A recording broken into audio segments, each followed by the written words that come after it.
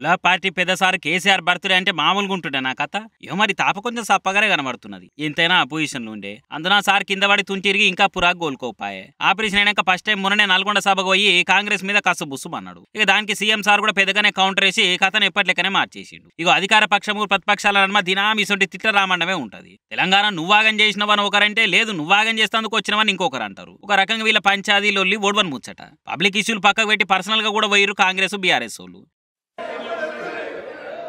శాసనసభ్యుడిగా, రాష్ట్ర మంత్రిగా, పార్లమెంట్ సభ్యుడిగా, కేంద్ర మంత్రిగా 10 సంవత్సరాలు తెలంగాణ రాష్ట్ర ముఖ్యమంత్రిగా బాధ్యతలు నిర్వహించి 40 సంవత్సరాలు రాష్ట్ర రాజకీయాలలో, దేశ రాజకీయాలలో తన పాత్రను పోషించిన శ్రీ కల్వకుంట్ల చంద్రశేఖరరావు గారికి ఈరోజు జన్మదినము.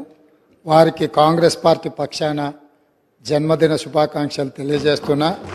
ఇసొంటి టైంలో కేసీఆర్ సార్ కు నిండు అసెంబ్లీలో సాల్గిరా ముబారక్ చెప్పిండు సీఎం రేవంత్ రెడ్డి సారు. అది కూడా దిల్సే. ఎమ్మెల్యేగా, ఎంపీగా, స్టేట్ మినిస్టర్ గా, సెంట్రల్ మినిస్టర్ గా, 10 ఏళ్లు చీఫ్ మినిస్టర్ గా సేవలు అందించి 40 ఏళ్ల పాటు రాజకీయ జీవితంలో గొప్ప గొప్ప పొజిషన్లకు పోయిన కేసీఆర్ సార్ కు కాంగ్రెస్ పార్టీ తరపున పుట్టినరోజు శుభాకాంక్షలు అని చెప్పిండు. కేసీఆర్ సార్ కు దేవుడు మంచి ఆరోగ్యము, ఆయుష్ ఇవ్వాలని, తెలంగాణ పునర్నిర్మాణంలో ప్రతిపక్ష లీడర్ గా ఆయన పాత్ర పోషించాలని కోరుకుంటున్నాను అన్నాడు. దినాం కొట్లాడుకొని రాజకీయాల కోసం సాగు పిండాలు పెట్టి శవయాత్రలు చేసే లీడర్ అన్నడమ ఇగో ఇసంటి మంచి ముచ్చట్లు నడిస్తే సూచనలు కూడా మంచిగా ఉంటది. రాజకీయాలు, అధికార ప్రయత్నాలు ఇవన్నీ తర్వాత, వాటన్నిటికంటే ముందుగాల మనం మనసులం అది ఆదుకుంచుకుంటే చాలు. పంచాదుల ఫెన్సింగ్లు పెనవేసుకున్నా చీల్చుకొని వచ్చి అలాయి బలై తీసుకుంటారు అని అనుకోబట్టి ముచ్చట చూసిన వాళ్ళిగా.